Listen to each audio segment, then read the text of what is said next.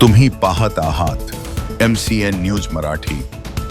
बुलढाणा जिल्ह्यातील जळगाव जामोद तालुक्यात काल रात्रीपासून सुरू असलेल्या मुसळधार पावसाने जनजीवन विस्कळीत झाले आहे। अनेक नदी नाले दुथडी भरून वाहत असून अनेक ठिकाणी पूरस्थिती निर्माण झाली। या मुसळधार पावसाचा मोठा फटका तालुक्यातील प्रसिद्ध श्री संत सखाराम महाराज संस्थान यांना बसला आहे।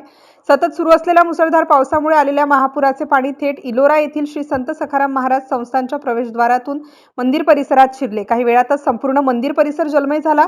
पाण्याचा प्रवाह इतका वेगवान होता की 2 वर्षांपूर्वी बांधण्यात आलेल्या संरक्षण भिंतीही महापुराच्या पाण्यात वाहून गेल्या। याशिवाय संस्थानची शेती पूर्णपणे खरडून गेली असून मोठ्या प्रमाणात आर्थिक नुकसान झालं आहे। संस्थानच्या गोरक्षण विभागालाही या पुराचा फटका बसला असून गुरांसाठी साठवून ठेवलेला मोठ्या प्रमाणातील चारा वाहून गेला आहे। या नैसर्गिक आपत्तींमुळे संस्थानचे मोठे नुकसान झाले असून परिसरातील नागरिकांमध्येही चिंतेचे वातावरण आहे। प्रशासनाने नुकसानग्रस्त भागाची पाहणी करून पंचनामे करण्याची आणि तातडीने मदत उपलब्ध करून देण्याची मागणी स्थानिक नागरिक व भाविकांकडून केली जात आहे। सध्या तालुक्यात पावसाचा जोर कायम असून नागरिकांनी नदी नाल्यांच्या परिसरात जाणे टाळावे तसेच प्रशासनाच्या सूचनांचे पालन करावे असे आवाहन करण्यात येत आहे। MCN न्यूज मराठीकरिता सुरेश मानकर, इलोरा, सखारामपूर। रात्री झालेल्या महापुराचं आपल्या संत सखाराम महाराज संस्थानचं किती नुकसान झालं? रात्रीचा महापूर मागच्या वेळेला 2-3 वर्षापूर्वी महापूर येऊन गेला असल्यामुळे तसे आम्ही सावध होतो आणि सावध असल्या कारणानं अन्नधान्य भांडे वगैरे आम्ही सर्व सुरक्षित ठिकाणी ठेवले होते। गाड्याही सुरक्षित ठिकाणी ठेवल्या होत्या, त्यामुळे अन्नधान्याचं किंवा गाड्याचं काही नुकसान झालेलं नाही। मंदिराच्या मध्ये बराच गाळ पडलेला आहे, ते एक नुकसान आहे। आणि त्याचबरोबर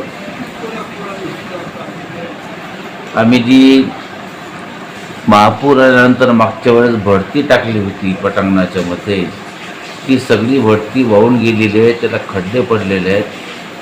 तो साधारण 10 लाखाचा खर्च आहे आणि आमच्या 2 संरक्षण भिंती पडलेल्या आहेत। एक आता दोन्ही आता यावर्षीच बांधल्या होत्या, त्या यावर्षी पडलेल्या साधारण त्या 100 फुटाच्या 2 भिंती पडलेल्या आहेत। ते आपलं किती नुकसान झालं स्वस्ताचं? मग ते भिंतांचं किती नुकसान झालं आपलं स्वस्ताचं? आपण भिंता बांधल्या त्या मागच्या वर्षी, ते किती लक्ष रुपयाच्या होत्या? त्या साधारण 20 लाख रुपयाच्या। आणि शेती गेली 7-8 एकर शेतीत पाणी घुसतं, शेती नदीच्या काठावरच आहे।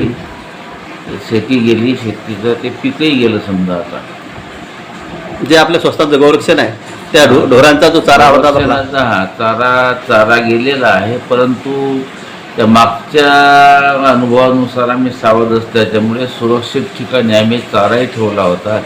त्याच्यामुळे जेवढा तिथं चारा ठेवला होता ढोरांना टाकण्यासाठी, तेवढा तो चारा गेलेला आहे। बाकीचा चारा आमच्याजवळ जे आपले स्वस्तांचे गुरुढोर आहे त्यांना काही इजा झाला नाही ना महापुरामुळे? नाही, गुराढोरांना काही इजा झाली नाही, कारण चौऱ्याच्या मंडळीला आम्ही सांगितलं होतं की जर समजा अशी पूर परिस्थिती झाली, पूर जर नदीच्या वर चढला तर तुम्ही आमच्या सगळ्या गुरांच्या जे अगळल्या असतात त्या काढून टाकजा, त्यांना मोकळं सोडून द्यायचं, मग त्यांना जिकडे जायचं तिकडे ते जातील। त्यामुळे गुराढोरांचं कसल्याही प्रकारचं नुकसान नाही। आता पुढे आपल्या स्वस्तांमध्ये गाळ आहे, पूर्ण सभागृहात गाळ आहे लागे, अजून मार भरपूर पडलेला आहे, त्याचा खर्च 5-10 लाख रुपये खर्च आहे त्याचा।